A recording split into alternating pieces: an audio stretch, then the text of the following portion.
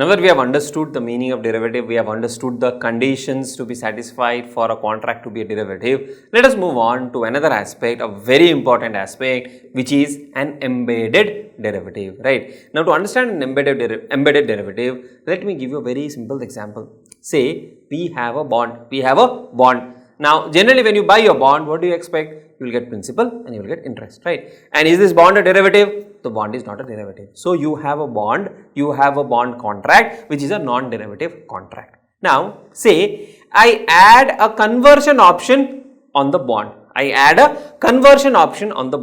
Now what happens when I add a conversion option?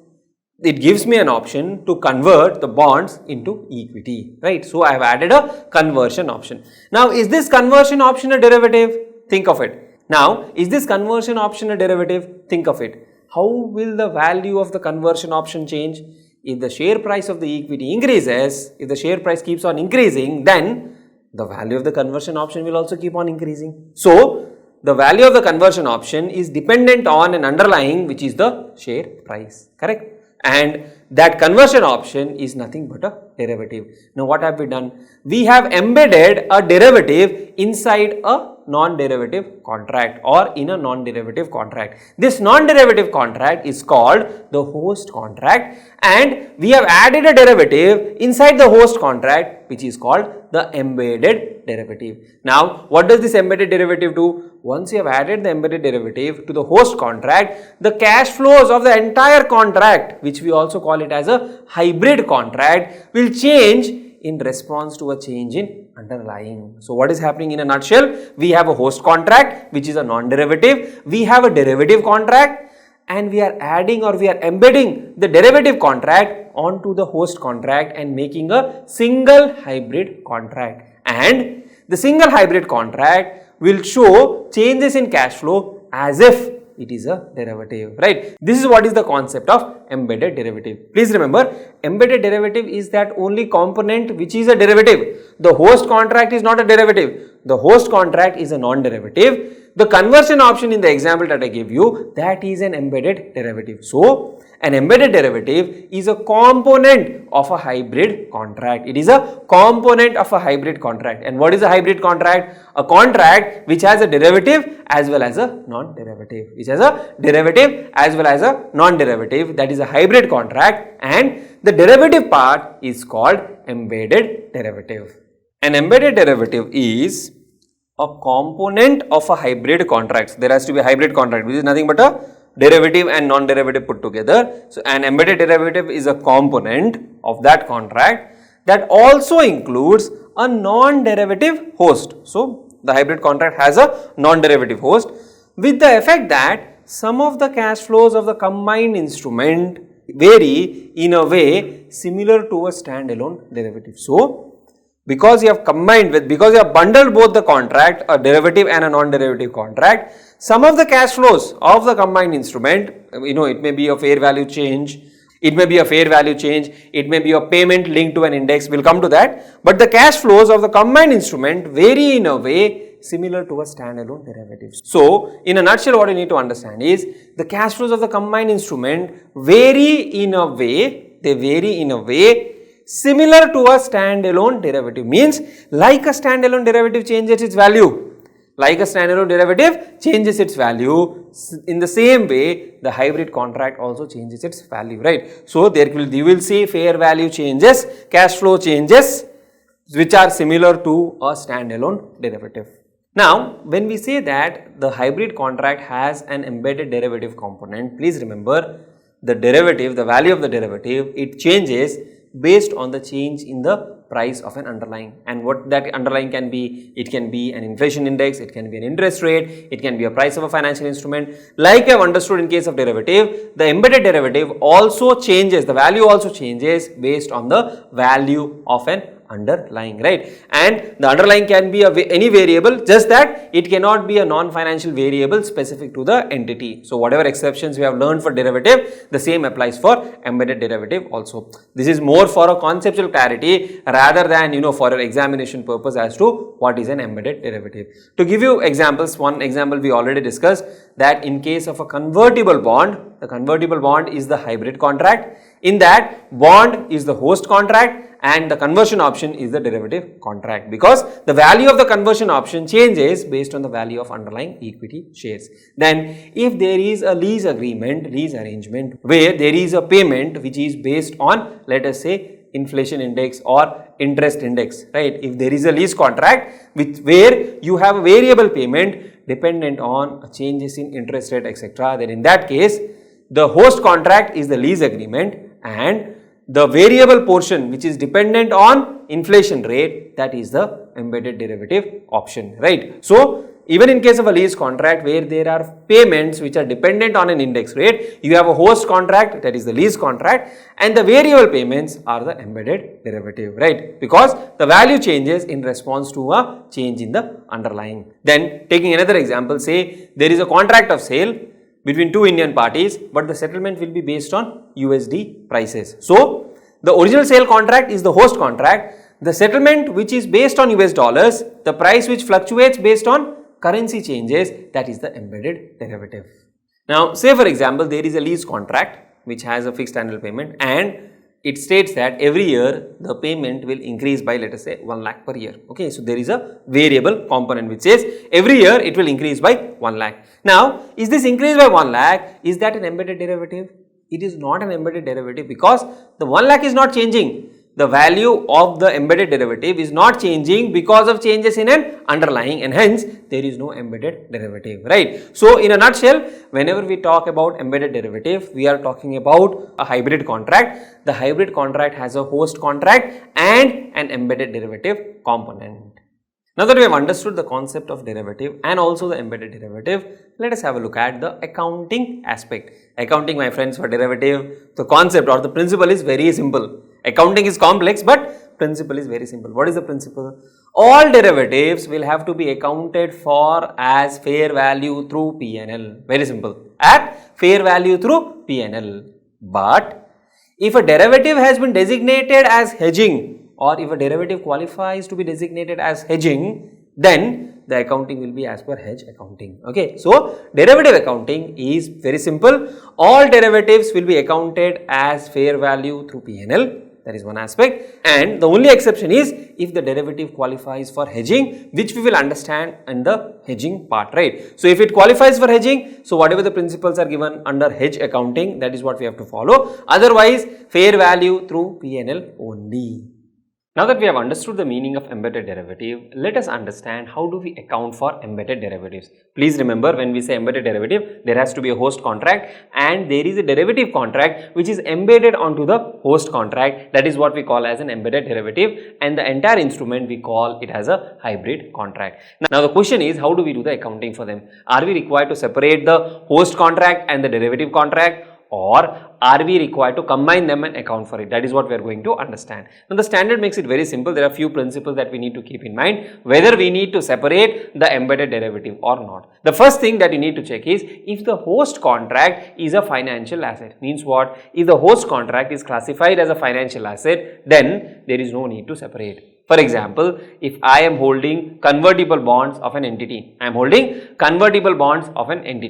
and these convertible bonds can be converted into equity at a later period of time. So there is an investment in bond which is the host contract, and there is a conversion option which is the derivative part, right? Now because the host contract, my investment in the bonds, it is a financial asset, I am not allowed to separate them, meaning to say I have to combine them and account for it as a single instrument.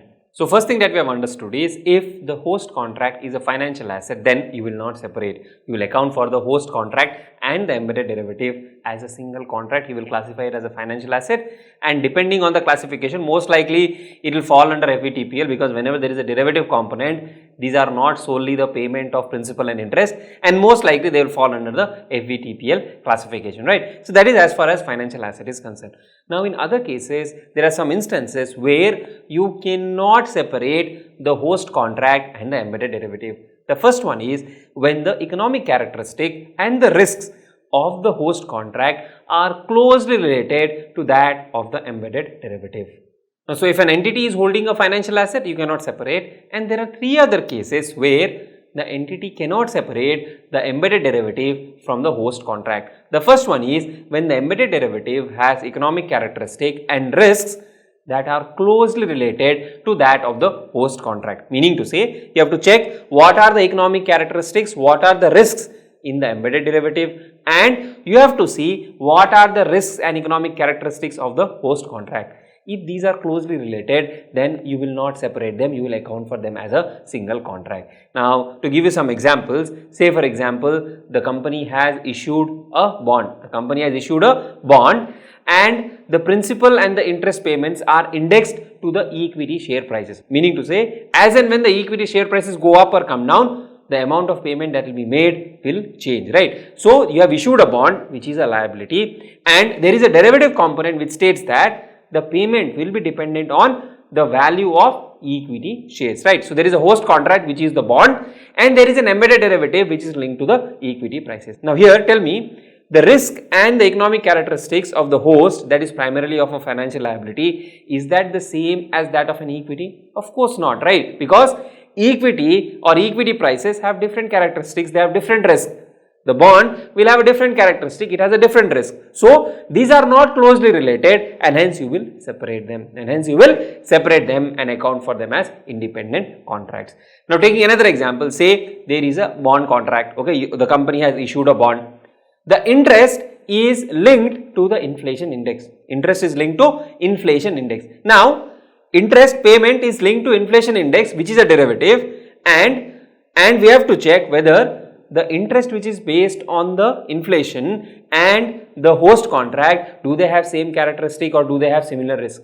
Now, generally speaking, if you look at interest rates are very much closely related to inflation. If you also observe, inflation rises, interest rate also are increased by the central bank to contain the inflation, and there is a good amount of relationship between interest rates and inflation. So, here the payment is linked to what? The interest payment is linked to inflation. So, the embedded derivative is closely related to the host contract, and hence you will not separate, right. Similarly, the standard gives guidance as whenever there is a lease contract and there is a variable payment which is linked to inflation.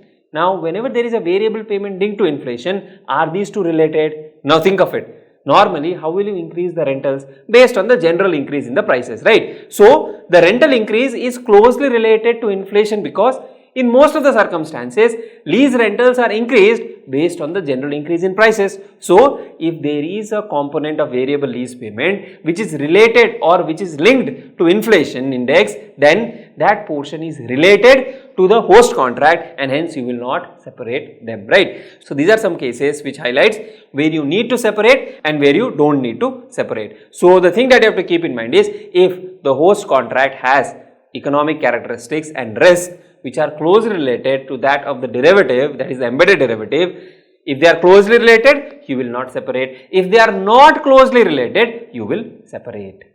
Now, taking another example, say there are two entities in India, entity A, entity B, both of them are in India, and they have entered into a lease contract, and the increase in lease payments are linked to US inflation. They are linked to US inflation. So, there is the host contract, which is the lease contract, and there is a derivative part, that is the increase in the lease payment, which is linked to inflation index of the US. Now, tell me one thing. Is inflation in US linked to inflation in India? Somewhere there may be a relationship, but they are not closely related. Now, in such cases, the derivative portion has to be separated and the host contract has to be separated.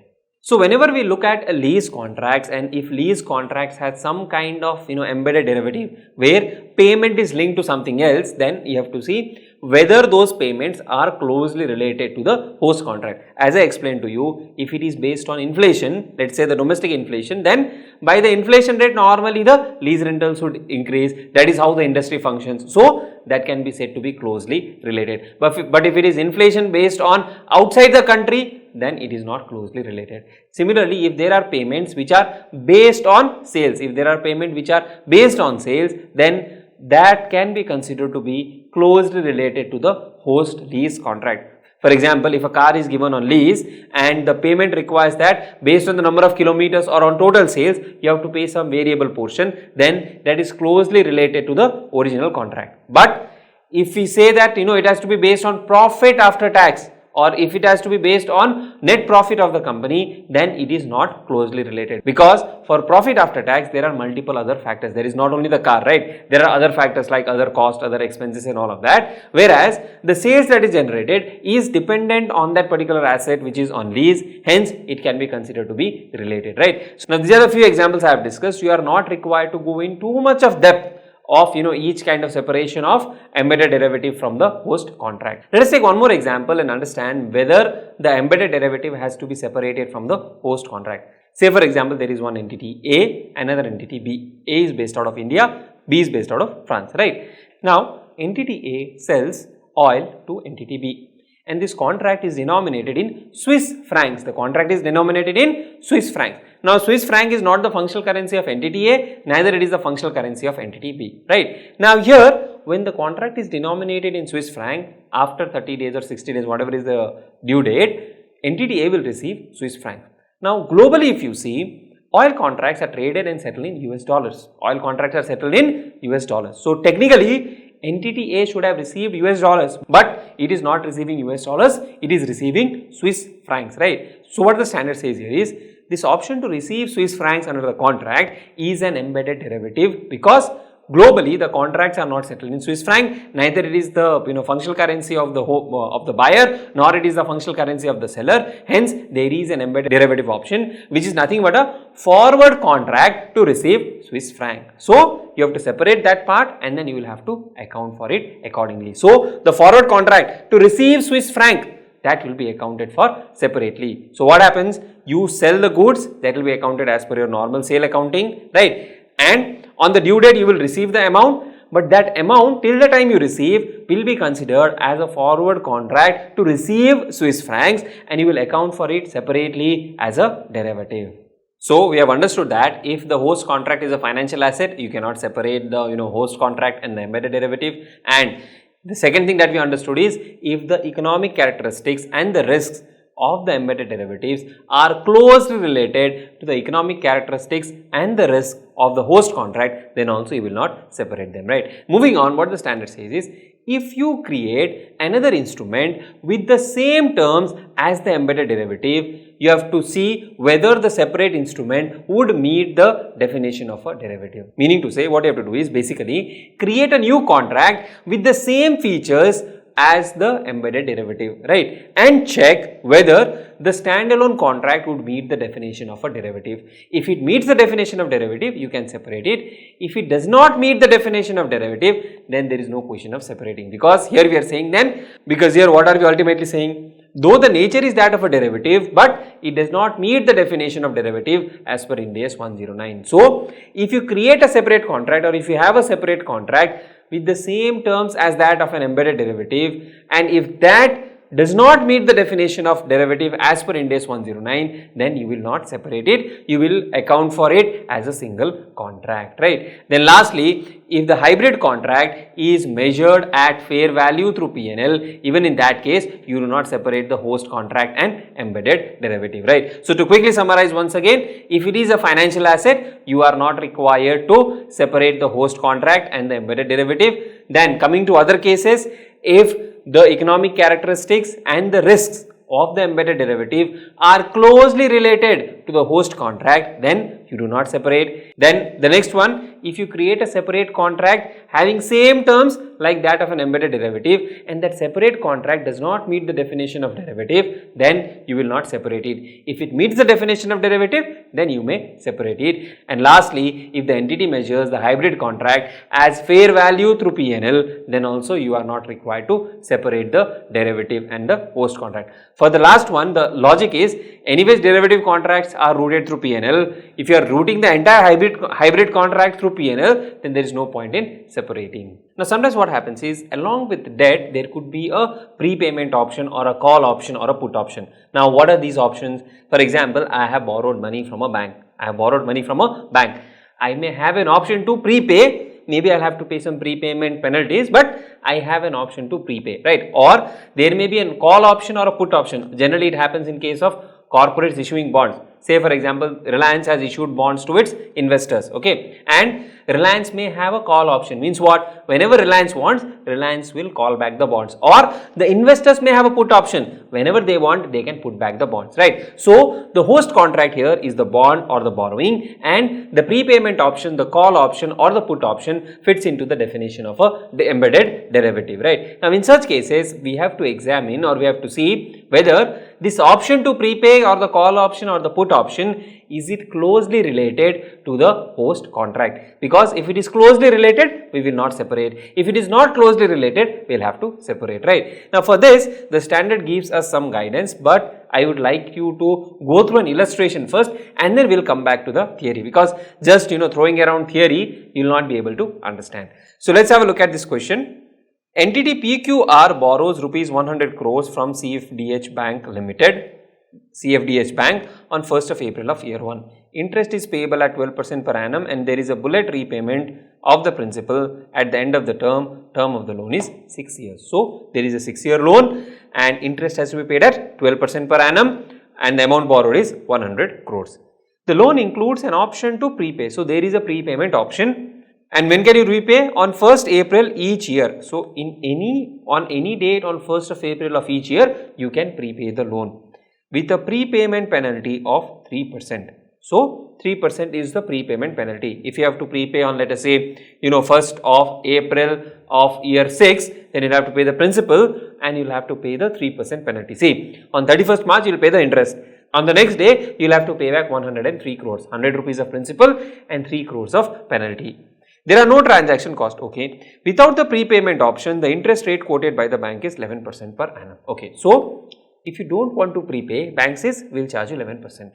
We'll charge you 11%. If you want that prepayment option, we will charge you 1% extra and we'll charge you 3% extra when you come for prepayment, right. So, here we have a host contract, that is a bond with 100 crores of borrowing with annual rate, annual interest to be paid and bullet repayment at the end of 6 years. And there is a prepayment option which is the embedded derivative. Now why is this an embedded derivative? If you go back to the definition and see, embedded derivative modifies some or all of the cash flows. So because of this option, in any year on 1st of April, you can modify the cash flow. You can go and prepay the loan, right? Now the question here is this prepayment option closely related to the host contract? That is what we need to evaluate. For this, what the standard says is, one, of course, you will have to calculate the amortized cost of the host contract. You have to calculate the amortized cost of the host contract and you have to compare that with the prepayment option. You have to compare that with the prepayment option. And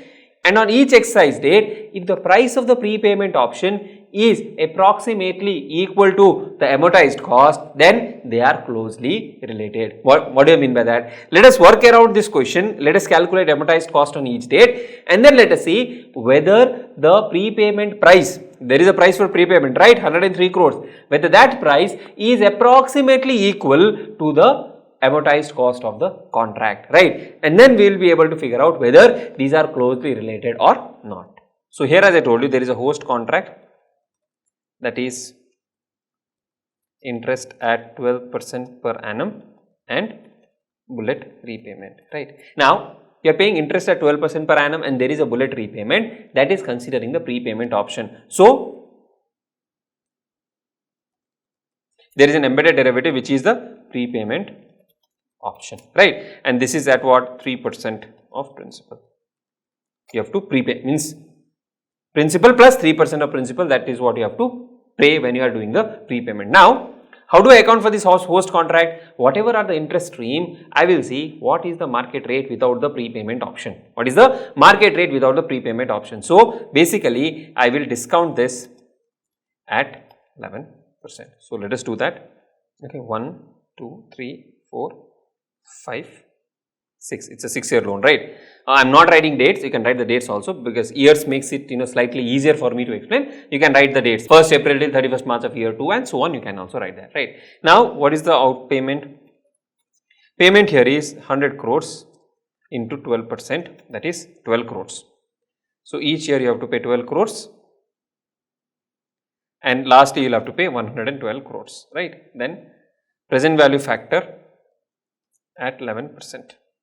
So, present value factor at 11%, 1 divided by 1.11, you get 0.9009,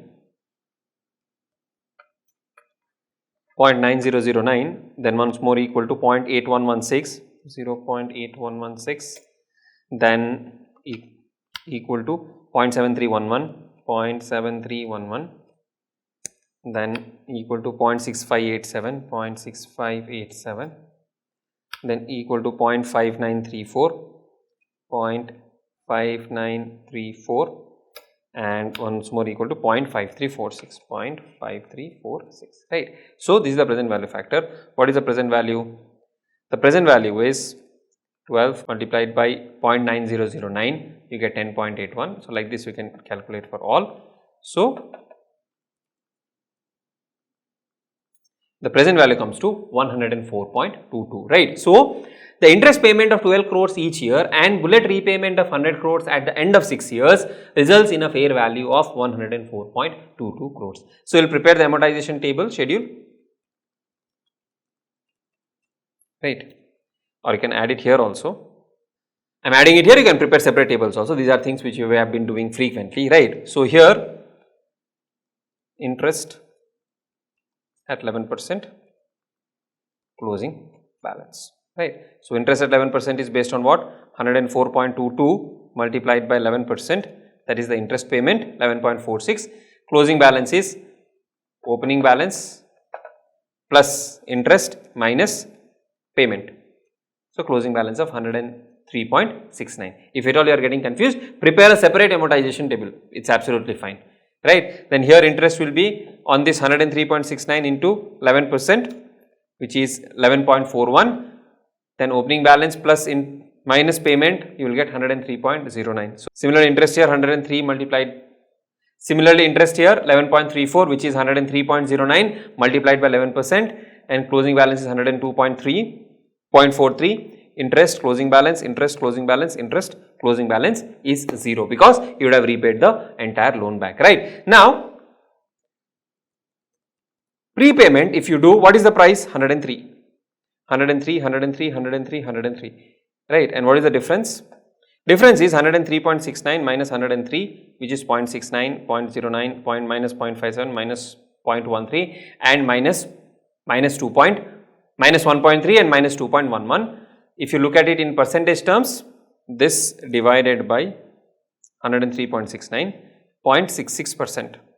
Right. So, here the difference is 0.09, 0.55, 1.2 and minus 2.09. Now, you have to check this on each exercise date. What is the amortized cost closing balance and what is the prepayment option price? So, prepayment option price is 103. Amortized cost we have calculated at each of the period, right. So, the entity has to define whether we consider it to be approximately equal or not. If we say the threshold is, let us say 3%. If we say threshold is 3%, then we can say these are approximately equal. If the threshold is 2%, then we cannot say these are approximately equal. If the threshold is 1%, then also we cannot say these are approximately equal.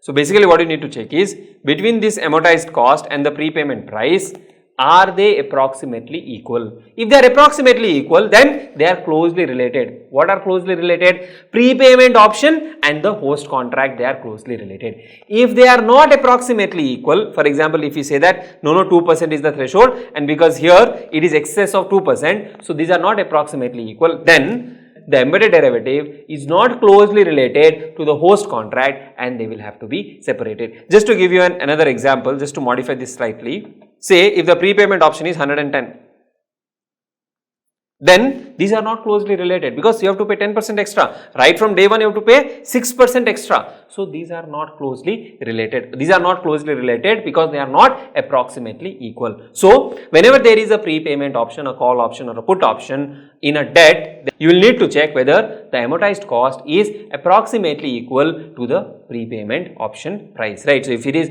approximately equal to the option price, then you consider that they are closely related and hence you will account for them as a single contract. Otherwise, you will have to account for them as separate contracts.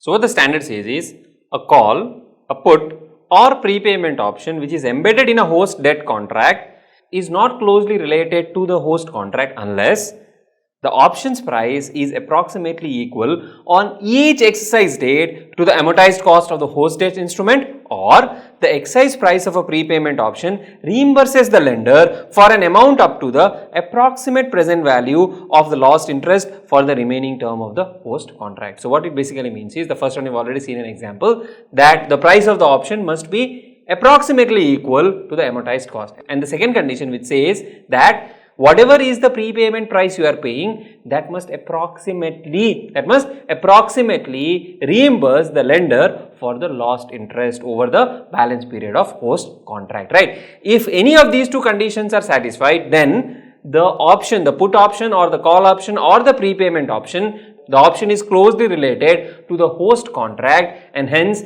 they will be accounted for as a single contract. If these both conditions are not met, then it is not closely related and hence you will have to separate the contract. If you remember, sometime back I gave you an example where entity A sold oil to entity B and the contract was denominated in some other currency, right? And we said that it is an embedded derivative which is not closely related to the host contract. So here also the standard has a broad guidance.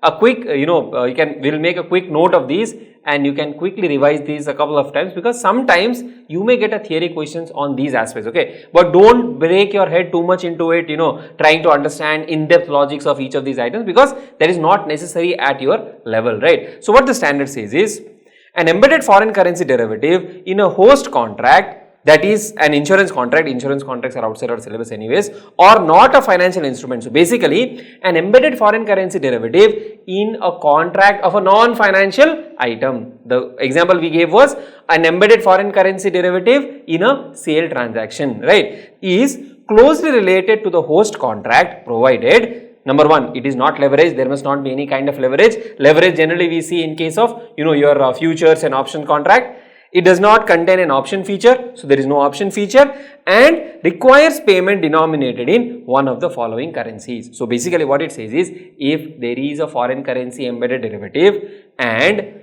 the host contract is not a financial instrument,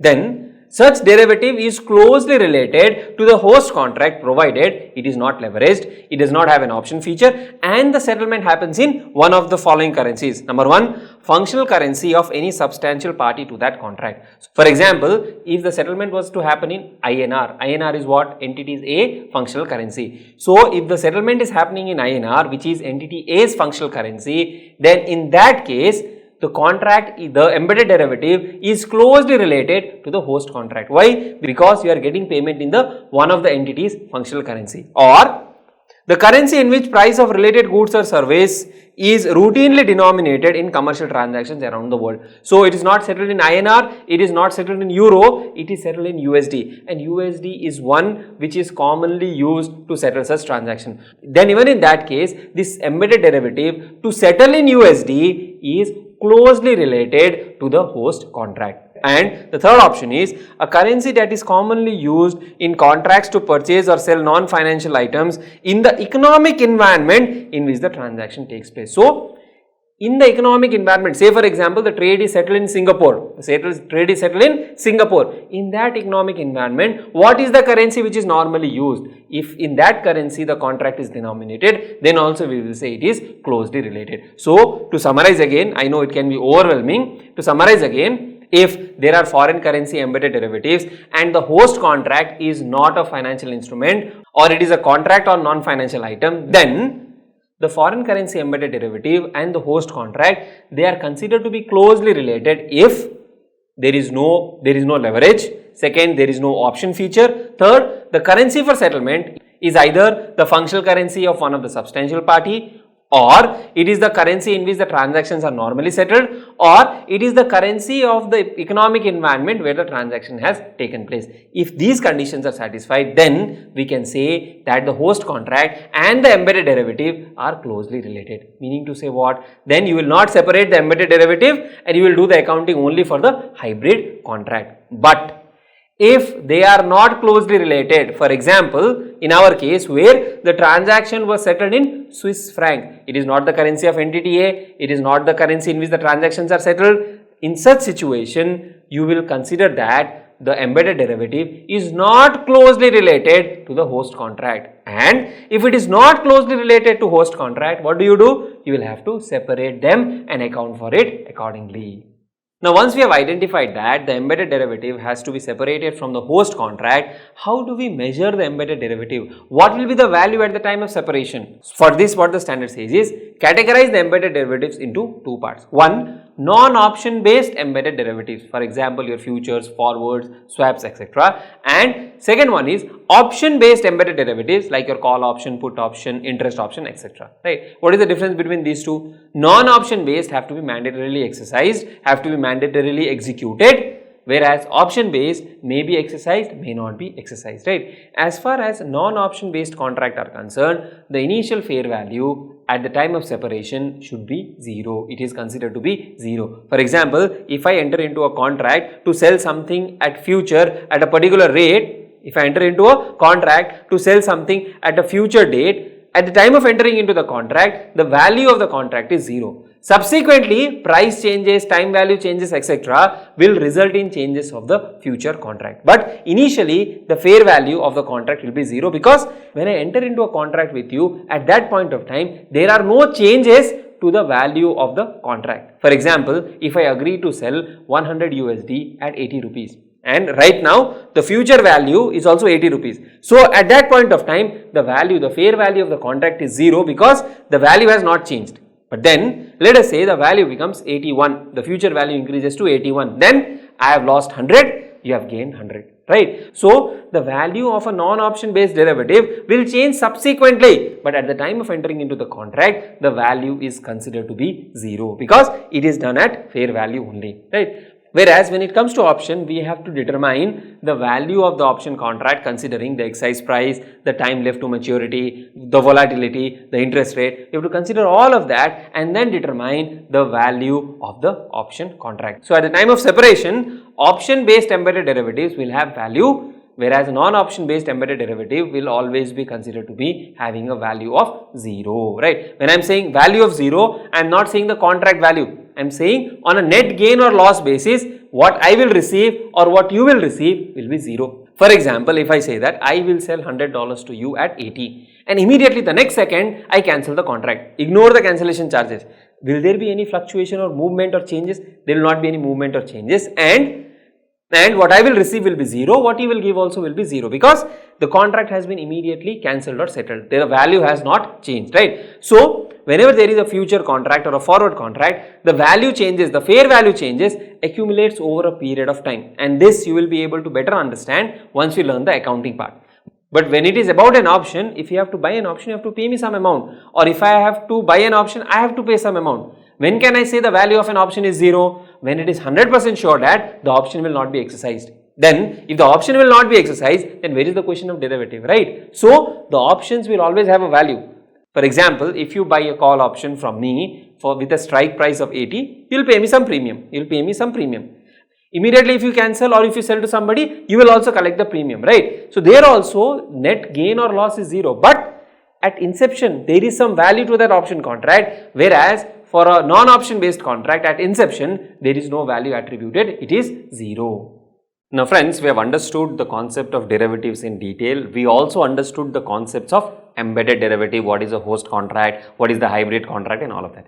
Now what we'll do is we'll understand the accounting for derivatives first, the simpler ones, and then we'll move on to accounting for embedded derivatives, right. Now for derivatives, one simple principle is derivatives are always measured at fair value through P&L. Just keep this in mind, it is always fair value through P&L. Whether it is a derivative asset or a derivative liability, it is always at fair value through P&L unless the derivative meets hedge accounting. Okay, so hedge accounting we will discuss subsequently. So if a derivative is used for the purpose of hedging, for that we will follow hedge accounting principles, that we will understand separately. But other than this, excluding this hedge accounting, in remaining all cases you will follow fair value through P&L only. Now what do I mean by fair value through P&L? How will we pass the entries? That is what we are going to understand, right. These are simple entries, okay, these are simple journal entries, have not been given in detail in your study material, but still it is good to understand how different scenarios can be handled, right. So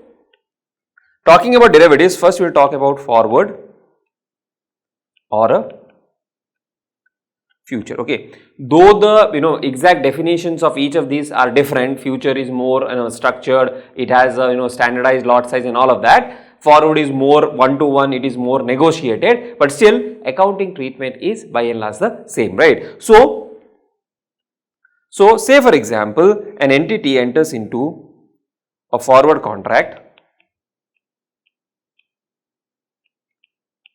to buy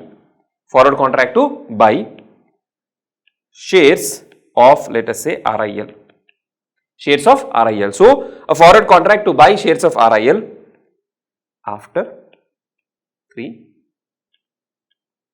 months. After 3 months, the entity has entered into a forward contract to buy shares, and let us say this transaction is entered into on 1st of March, right. So 1st of March, 31st of March year end, and after 3 months means 1st of March means after 3 months it becomes 1st of June. So I will put it as 31st of May for our ease in calculations, right. Now when you enter into a forward contract, you have to agree the number of shares. So let us say 100 shares, and you have to agree the price. Let us say price is agreed to be 2000. Okay, price is agreed to be 2000. Whatever is the current market price, that is not relevant right now. Okay, so what has the entity done? The entity has agreed on 1st of March to buy 100 shares at rupees 2000 on 31st of May, right. Now this is a derivative contract, it meets the definition of derivative because the value of this forward contract, it depends on the value of the shares of Reliance Industries. Initially no investment is required, it is to be settled at a future date, right. So in this case it meets the definition of derivative and we will have to apply the derivative accounting. Now how do I account for it? I said derivatives are accounted always at fair value, right. Now on 1st of March, when the entity enters into the transaction, the fair value of a forward or a future or a swap is 0. I have explained to you in the earlier lecture also, and the simple reason being there is no change of money or there is no change of consideration on the date of contract. Even if you give margin deposit, that is not a part of your paying consideration. So there is no consideration being next. And second thing is, you have entered into a contract to buy at 2000. Unless the value in the market changes of Reliance shares, the value of your forward is not going to change. The value of your forward is not going to change, and only when the value of shares moves in the market, if it goes up or comes down, then the fair value of forward would be determined. Then unless the value of the shares changes in market, unless the Reliance shares increases or decreases, that is when the value of this particular forward contract would undergo a change, right. So on 1st of March, there will not be any entry, but you will just make a note, a contract to buy RIL shares at rupees 2000 after 3 months. There is a contract, but there is no journal entry. There is no journal entry because at the time when you enter into a forward contract, the value of the forward contract is 0. The piece of paper is 0. Okay. There is a notional value. What is the notional value? 2000 into 100. This is the notional value, but the value on the date on which you enter into the transaction, that is 0. That is the first thing. Then on 31st of March, you have to do fair valuation. On 31st of March, you have to do a fair valuation. Now, on 31st of March, assume for a moment that the same forward contract, when you do the fair valuation, because the share prices have increased, this has become 2,100. It has become 2,100. Now, you tell me, at what price can you buy? You can buy at 2,000. What is the fair value on the day, on 31st of March? It is 2,100. Now, when you determine the fair value, it depends on the price of the share, it depends on the time value of money, it depends on the volatility, future expectation, a lot of things which you will understand in financial management, right? So, in FR, as far as FR is concerned, this value will be given, so it is 2,100. So, you have a right to buy something at 2,000. On 31st of March, it has become 2,100. Is there a gain or a loss? The price has increased. You can buy at 2,000. Market is saying 2,100. So, there is a gain of 100, right? So, what you will do is, fair value 2,100 less contract price 2,100. This is your gain. Okay, I am not saying 2,100 is your gain. You have entered into to buy at 2,000. Now here, when you entered into the contract, the value was 0. The fair value of the forward was 0. Here, the price quoted is 2,100. So, basically you have a fair value gain of 100, or the fair value of the forward contract itself becomes 100, right? So, total gain is equal to 100 into 100, that is 10,000. So, you have made a 10,000 notional gain, it is not an actual gain, because the price of Reliance in the forward market has gone up to 2,100, right, and initially you have entered into to buy it at 2,000, there is a gain of 100. In other words, when you entered into this contract, the fair value was 0 of the forward contract, and here this 2,000 rupees forward contract, when the market price becomes 2,100, the fair value becomes 100. So, this is the fair value gain that you need to account for it, right. Now, some of you might get confused, sir, what is this 2 fair value? One is the forward price, that is 2,100. Fair value of 2,000 rupee contract is 100. Meaning to say, this contract under which you can buy, meaning to say, the contract at which you can buy shares at 2,000, the fair value of that contract is now 100. It is now 100, right? So, because the forward price has increased from 2,000 to 2,100, now the fair value of this 2,000 rupee contract is 100. If there was a 1,800 contract, then you would have said 300. If it was a 2,200 contract, you would have said minus 100, because now you will have to pay. We will come to that also, right? So, there is a total gain of 10,000. How will you account for this? You will say, on 31st of March, forward contract receivable 10,000. You have to receive that amount to forward gain 10,000. If at all there was a loss, just passing that entry. If loss, then you would say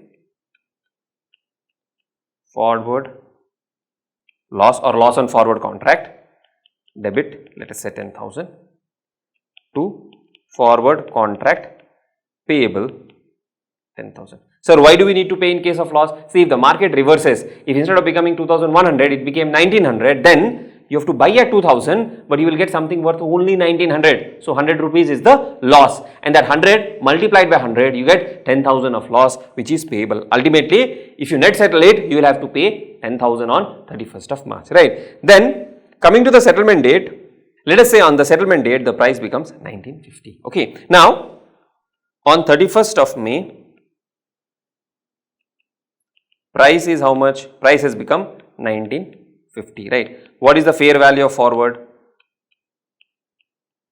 Fair value of forward now will be 1950 minus 2000, which is minus 50, which is minus 50. Why minus 50? Because you have to buy at 2000, in the market it is available at 1950. So think of it, you buy at 2000, sell at 1950, what will happen? You will make a loss of 50. What was the earlier fair value? Earlier fair value here we calculated was 100. So from a positive 100, it has become negative 50, means 100 is gone, 100 of loss, another 50 is lost. So basically loss will be 100 plus 50, that is 150, right. So what you will do is forward loss debit 15,000, right, 150, 15,000, 150 into 100 to forward contract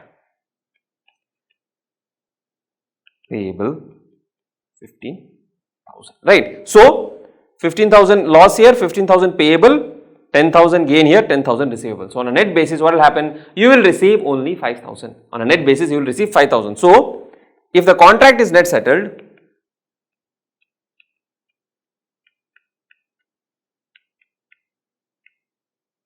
then what will happen? If the contract is net settled, what will happen is 10,000 minus 15,000, you will have to pay 5,000. So this is payable, right? You will pay 5,000. So what you will do is forward contract payable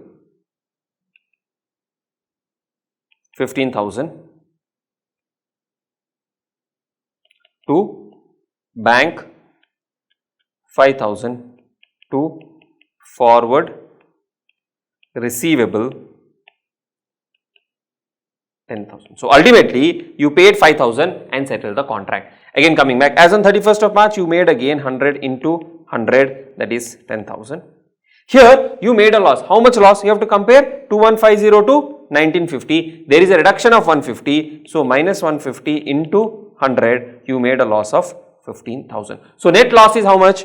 10,000 minus 15,000, 5,000 is the net loss. This 5,000 you have to pay to the other party to settle the contract, and we are ignoring the transaction charges, and we are assuming that this is a net settled contract. Now as you pass this entry, I said forward loss, right? Here I put forward gain. Instead of this you can also write to P&L, and in the brackets you can write forward gain. Okay, so that can be done. Then forward contract receivable can be designated as forward contract asset, forward contract liability, up to you. Okay. Now if it is not net settled, but it is physical settlement,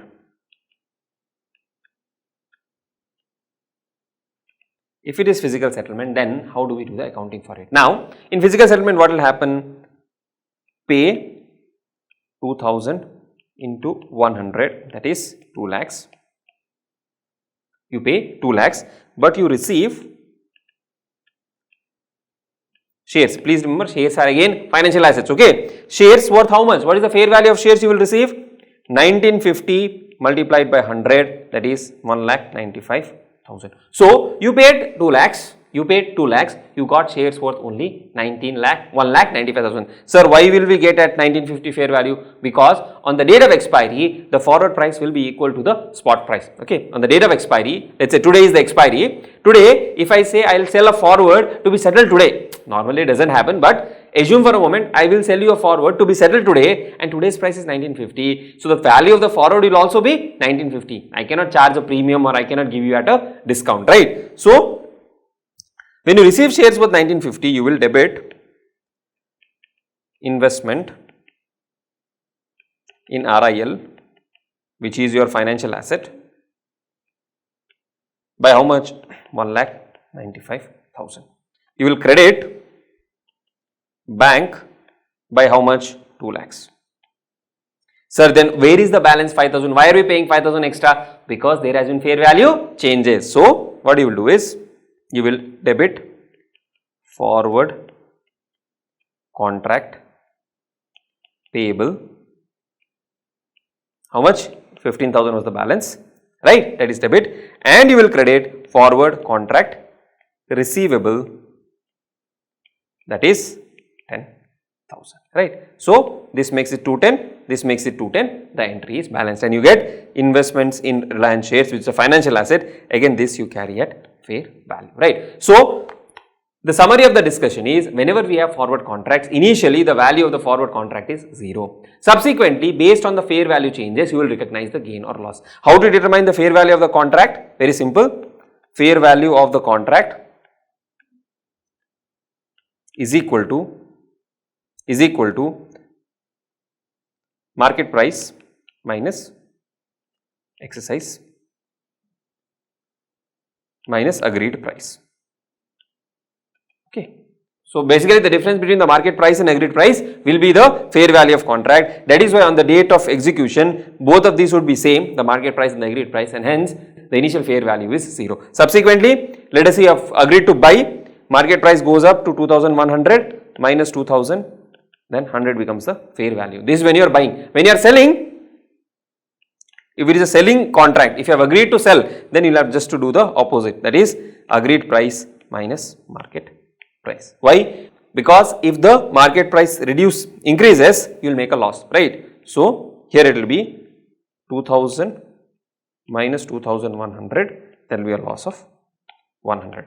Okay, not much tested in the examination, this accounting and all of that, but still it is good to have an understanding of how do we actually do the accounting for it, right? Now another thing you have to keep in mind here is forward future accounting will be similar. Forward future accounting will be similar, initially at 0, subsequently gain or loss will be transferred to P&L with a corresponding debit to asset or a corresponding credit to liability.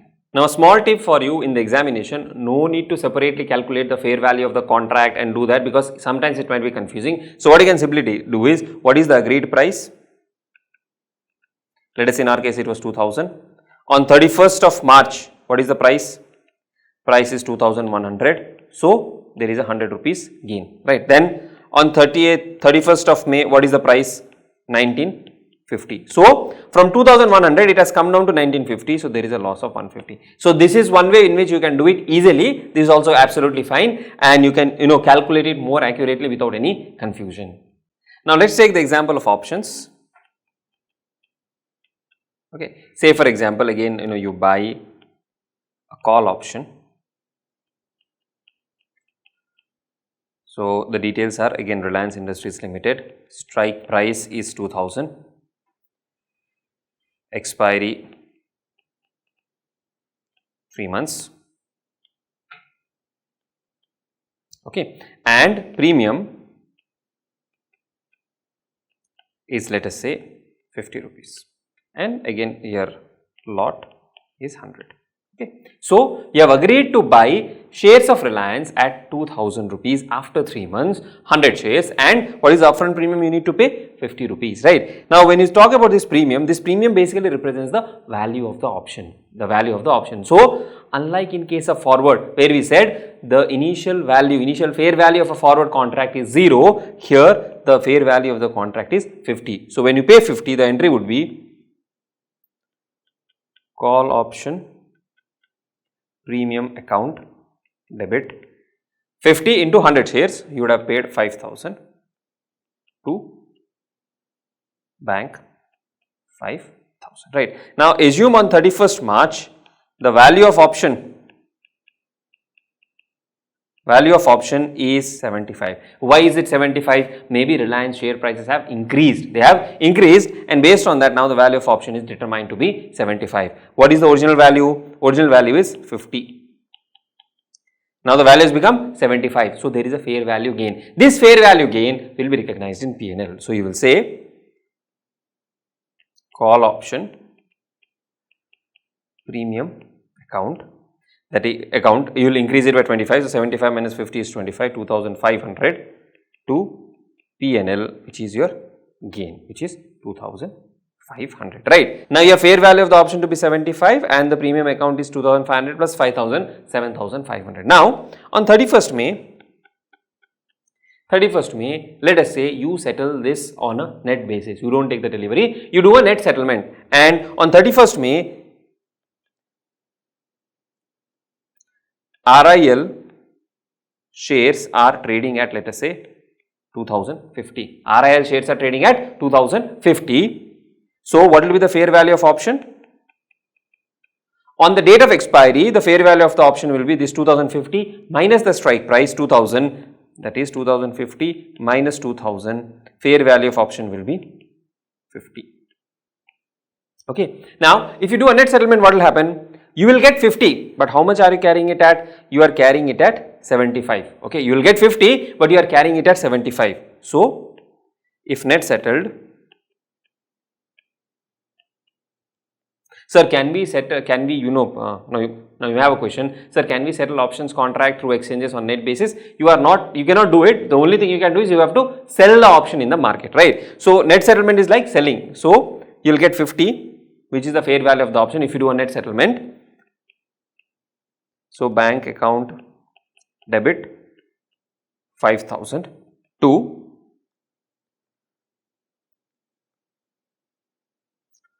call option premium account 7,500 because entire amount has been extinguished, and P&L 2,500 the loss. Okay, accordingly, like let's say if it was 100, for example, instead of 50 it is 100. Then what will you say? Bank debit 10,000, call option premium 7,500 to gain 2,500, right? So, this could be the another entry. Now, the thing that you need to understand is you have a right to buy something at 2,000, current market price is 2,050, so there is a gain of 5,000. There is a gain of 5,000 and you paid premium of 5,000 already at the initial stage. So, net gain or loss is 0, and same thing has happened here. If you see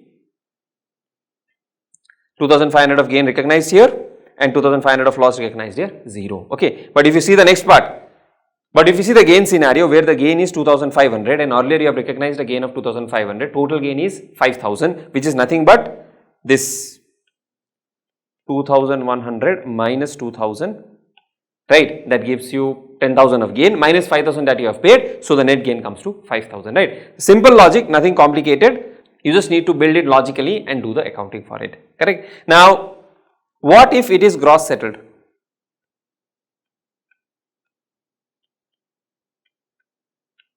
Current market price is 2,050. What will happen? When you say gross settle, that premium account is worthless for me. So, entire premium will be debited to P&L.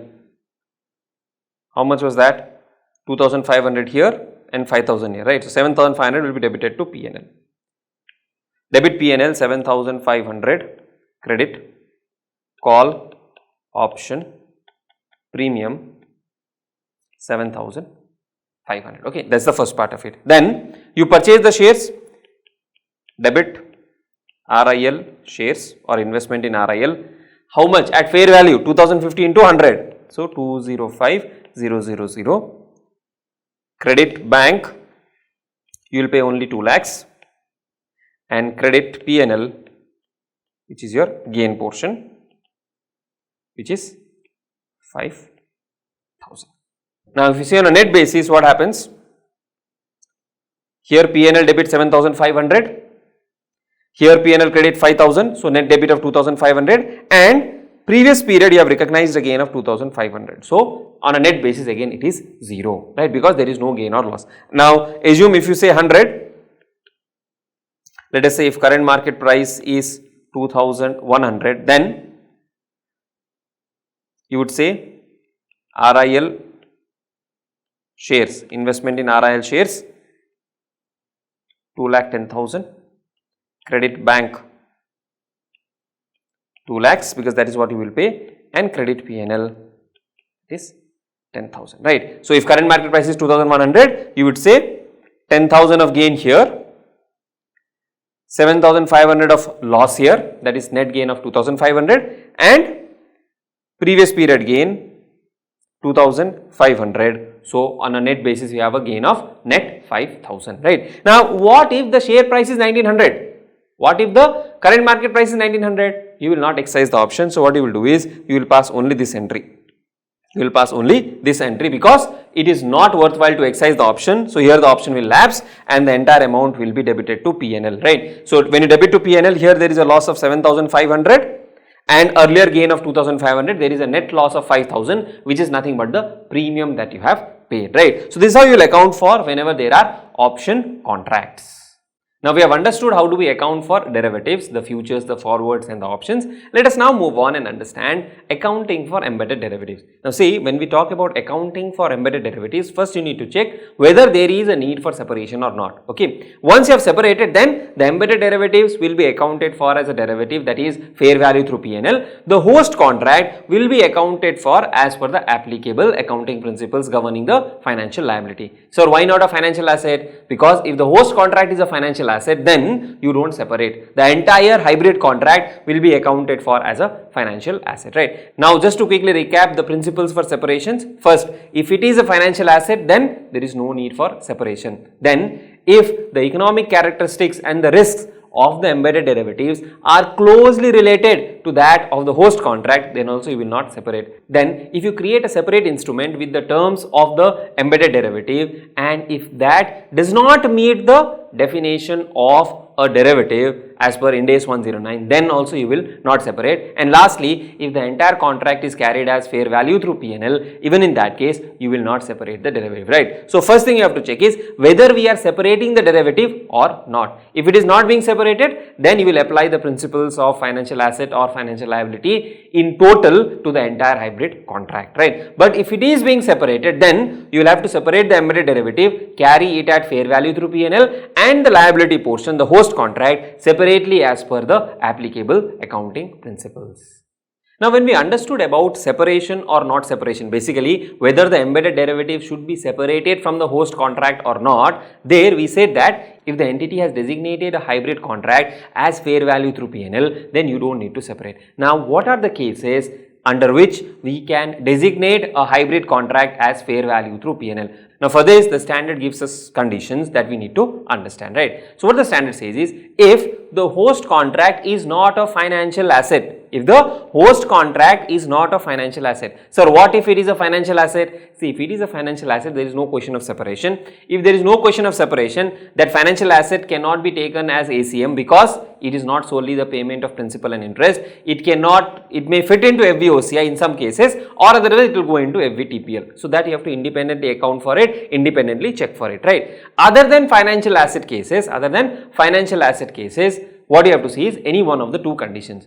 So the first thing we are saying is the embedded derivative is not significantly modifying the cash flows. Now if the embedded derivative is not causing the cash flows to be modified significantly, then there is no point in separating them. Rather, combine both of them and take them as fair value through P&L. And the second one is, if you look at a similar hybrid instrument with little or no analysis, you know that separation is not required. For example, the prepayment option, what we discussed in our earlier example. So if there is a prepayment option where the prepayment price is equal to the amortized cost, they are closely related and you don't need to separate, right? So even here what the standard says is, if it is a financial instrument other than a financial asset, and if you look at a similar instrument without doing much analysis, you can say that separation is prohibited, separation is not required.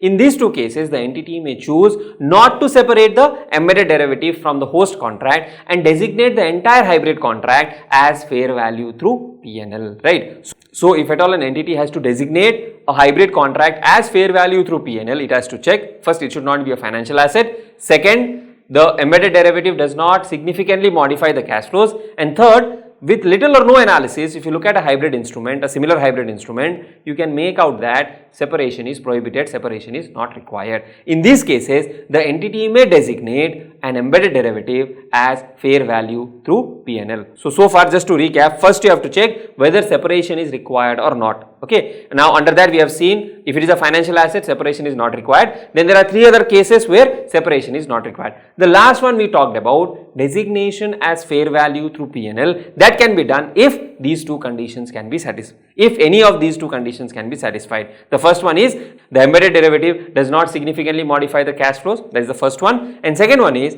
by looking at a similar hybrid instrument with little or no analysis, you can make out that separation is prohibited, separation is not required, right? Now again, don't put too much of pressure to remember this chart. Just understand that while accounting, in some cases separation may be needed, in some cases separation may not be needed. If separation is not needed, meaning to say financial asset or financial liability where separation is not needed, you will take the entire contract, apply the principles of financial asset or financial liability and account for it. If separation is needed, host contract you will account for it separately and embedded derivative you will account for it separately. Let's now understand how do we measure embedded derivatives at initial recognition and subsequent measurement, right? How do we do it? That is what we need to understand. And friends, sometimes this can be tricky, so please pay utmost attention. If required, I'll revise it anyways once. You also go through this couple of times so that it is absolutely clear as to how do we measure embedded derivatives. Now, before measurement, first you have to check whether separation is needed or not. If separation is needed, only then you will measure. If separation is not needed, then there is no need to measure the embedded derivatives. Now, assume for a moment you have passed the first step and you have said that, okay, embedded derivatives have to be separated from the host contract. Then what the standard says is, you have to measure the embedded derivatives at fair value initially and subsequently also at fair value through P&L. So, the first principle is you have to measure embedded derivatives at fair value. Now, embedded derivative is a part of a hybrid contract which has a host contract and embedded derivative. So, you measure the embedded derivative at fair value and you see what is the total value of the hybrid contract and the balance portion will be the fair value of the host contract. So, again to summarize, you take the total hybrid contract, calculate what is the fair value, calculate the fair value of embedded derivative, whatever is remaining is the value attributable to the host contract. This is the first priority to measure the embedded derivative. Initially at fair value, subsequently at fair value through P&L. So, under the first measurement principle, what did we understand? You measure the fair value of embedded derivative, you see the fair value of the total hybrid contract and the balancing figure is the amount attributable to the host contract, that is the carrying amount. Now, assume for a moment you are not able to determine the fair value of the embedded derivative. You have checked the terms and conditions, you have applied all the formulae, but you are not able to decide.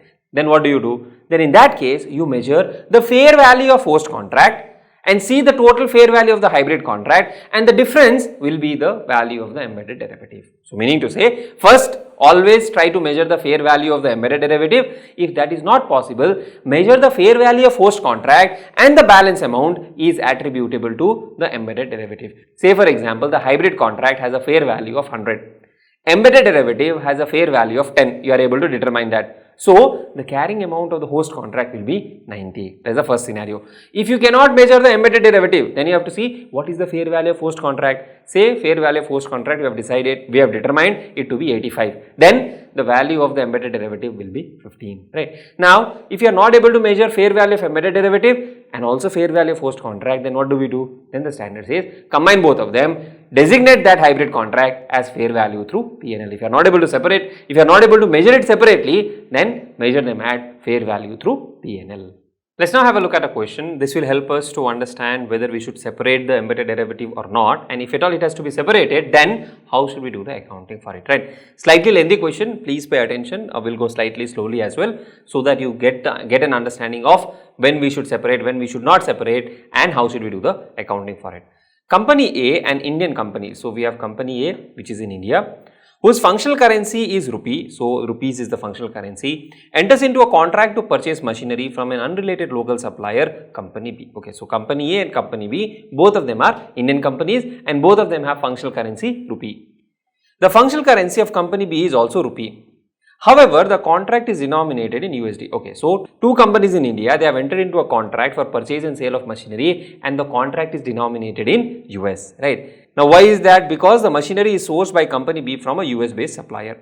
Payment is due to company B on delivery of machinery. So, when do you have to make the payment? When the machinery is delivered. Okay. Contract date, order date is 9 September. That is the date on which you have entered into a contract. What are the contracts entered into? To purchase a machinery. Now, tell me one thing, is machinery a financial item or a non-financial item? It's a non-financial item. So, the contract to purchase machinery is not a financial instrument, that we are clear of. Then, payment date or delivery date is 31st December. Okay. Purchase price is 1 million USD.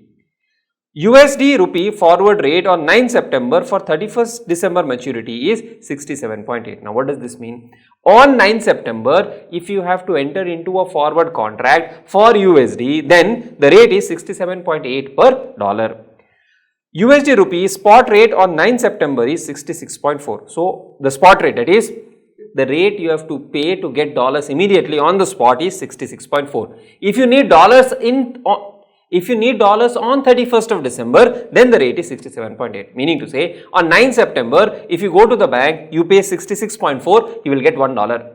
But if you want a dollar on 31st of December and you want to fix the rate today, meaning to say, on 9th September, you go to the bank and tell that I want $1 on 31st of December. The bank says, okay, on 31st of December, pay me 67.8 irrespective of the market rate and I'll give you $1. Okay.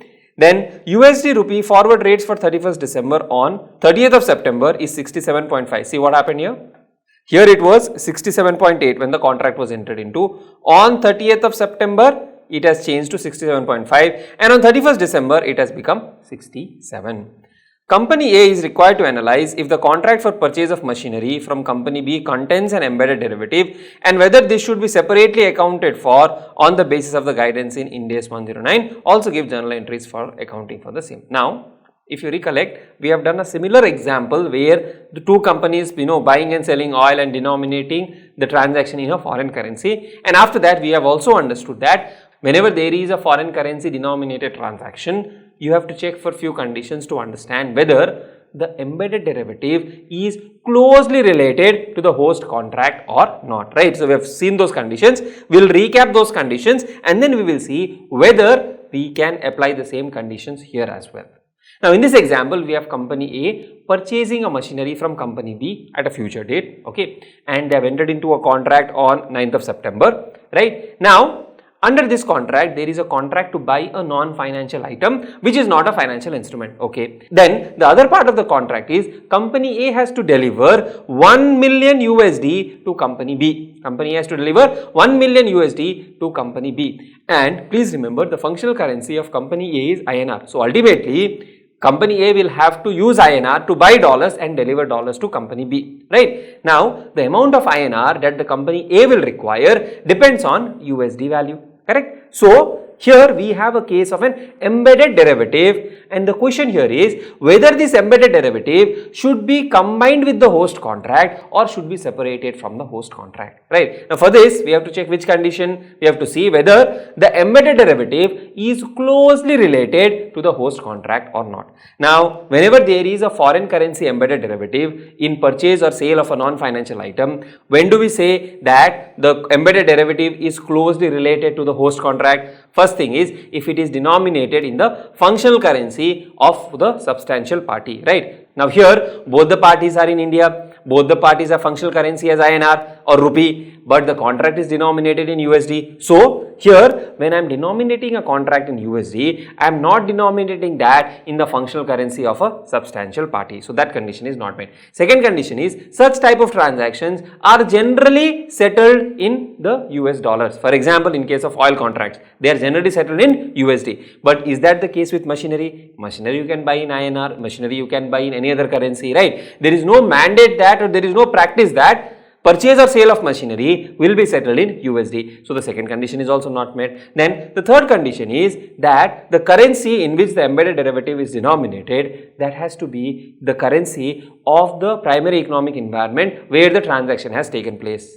Then the third condition is that the currency in which the embedded derivative is denominated, that has to be the currency of the economic environment where the transaction has taken place. Where did the transaction take place? India. What is the primary currency of India? INR. Is it denominated in INR? It is not denominated in INR. So, all three conditions are failed. Now, as per Ind AS 109, whenever there is a foreign currency embedded derivative in purchase or sale of a non-financial item, then the embedded derivative and host contract are considered to be closely related only if one of those three conditions that you have discussed is satisfied, right? If none of the conditions are satisfied, then the embedded derivative is not closely related to host contract, which means we will have to separate the contract. Host contract will be accounted for separately, embedded derivative will be accounted for separately. Now once we have concluded that the embedded derivative has to be separated from the host contract, we will have to separate these two and account for them accordingly. Host contract is not a financial instrument, so it is outside the scope of financial instrument. Embedded derivatives, you will account for it as per the principles given under Ind AS 109, right. Now to quickly summarize, here we have a host contract which is purchase of machinery, and there is an embedded derivative which is to deliver 1 million USD on 31st of December, to deliver 1 million USD on 31st of December. Now once we have done that, let us understand how will we account for these transactions, right. Now at inception, that is on 9th of September of year 1, you will have to split the derivative and the host contract, right. Now when you split the derivative and host contract, we said the embedded derivative is a contract to deliver 1 million USD, which is a forward contract. Now what is the initial value of the forward contract? 0, right. Initial value of the forward contract is 0. So at inception,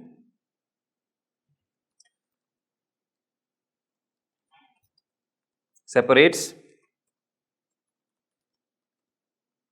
derivative and host contract. No accounting entry for embedded is passed since the initial fair value of a forward is nil, right. Now will you pass any entry for a purchase commitment to purchase a machinery? You have entered into a contract to purchase machinery, but will you pass an entry that you have purchased the machinery? You will not do that, okay. That will happen only when you get the risk and rewards related to that ownership. Only when that is transferred, that point of time you will recognize the machinery, right. So at inception on 9th of September, you are not accounting at all, right. Now what is the next date? You are on 9th September, assume you have to prepare interim financial statements, the next date is 30th of September. Now on 30th of September, the forward rate is given to be 67.5. At the date of inception or at the date of contract, what is the forward rate? 67.8. Now think of it, company A has agreed to deliver 1 million USD on 31st of December. So on 9th of September, what is the obligation? To deliver 1 million USD and expected rate is 67.8. By the time you reach 30th of September, the rate has come down to 67.5, which means will the entity has to pay more in INR terms or less in INR terms? It has to pay less in INR terms. On 9th of September, it thought it had to pay at 67.8, but on 30th of September now it has to pay only at 67.5, right. So on 30th of September,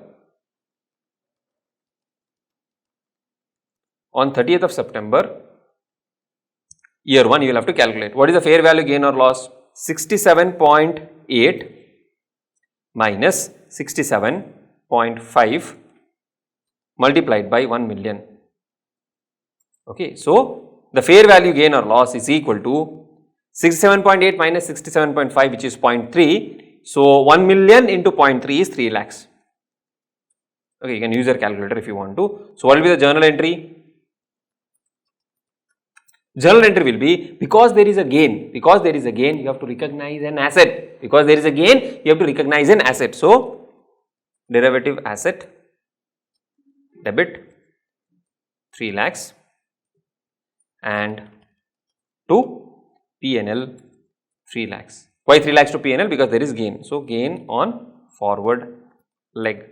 Okay. See, in this example, actually we have not entered into a forward contract, but the derivative option, the currency settlement option looks like a derivative, it meets the condition of derivative, and that is why we are separating it and showing it as a forward contract, right. That is on 30th of September. Then on 31st of December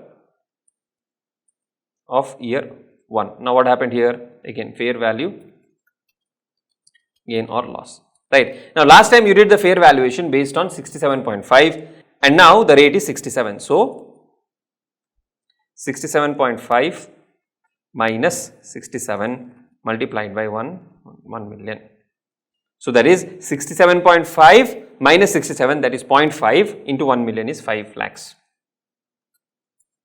Okay, so here the entry will be 5 lakhs and 5 lakhs. Sir, how do we know whether it is a gain or loss? Just think of it. Just think of it, calmly think of it. I have to give $100 to you. I have to give $100 to you. Today I am thinking that I have to give you $100 when the rate would be 67.8, that is on 9th of September, right. On 9th of September, I thought that I have to give dollars to you when the rate would be 67.8 on 31st of December. Or think of it that I have entered into a contract because you will deliver me machinery, I have to pay you dollars. Okay, so I have give you $100. When I have to give you $100, my expected forward rate is 67.8. Now, by 30th of September, the rate has come down to 67.5. Means, is it a gain or loss for me? It is obviously a gain for me because earlier I had to pay 67.8 per dollar to give you $100. That is 6780. Right now I have to pay only 67.5. That is 6750. So there is a gain. Moving forward to 31st of December, finally the rate has come down to 67. So I have to give you $100, but now I have to give you dollars worth only 6,700, or I can get $100 at 6,700, right? That is why there is a gain. When the price fell, there is a gain. I have to give you dollars, which means I have to sell dollars to you, and the rate initially is high, subsequently rate fell down. So for a seller, it is always beneficial. When the price falls in the market, but you can sell at a higher price, it is always profitable. Reverse scenario, if I have to sell you dollars, but price rises in the market, then it is a loss to me, right? So that is how you have accounted for the gain or loss. And on 31st of December, what will happen? The company A has to deliver $1 million. At what rate can it buy now? At 67. So, purchase of machinery to bank, how much? 1 million into 67, you get 1 million into 67, you get, that is the amount you have to pay, right? Now, you have to pay 6.7 crores, and against that you will get property, plant and equipment.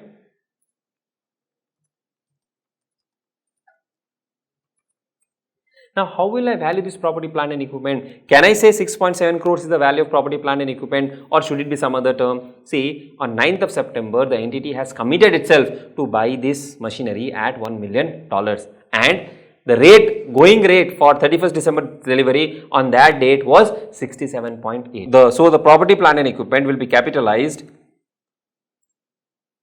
considering 67.8, right? So you will capitalize PPE by 6 crore 78 lakhs. Or think of it other way, that if it was a business which wanted to manage risk, they would have bought $1 million in the forward market, right, at 67.8, and ultimately on the date of delivery, they would have handed over that $1 million to the supplier. So 6 crore 78 lakhs becomes the value of the property, plant and equipment at which it has to be recognized, and we have paid only 6.7 crores. Where will we get the additional 8 lakhs?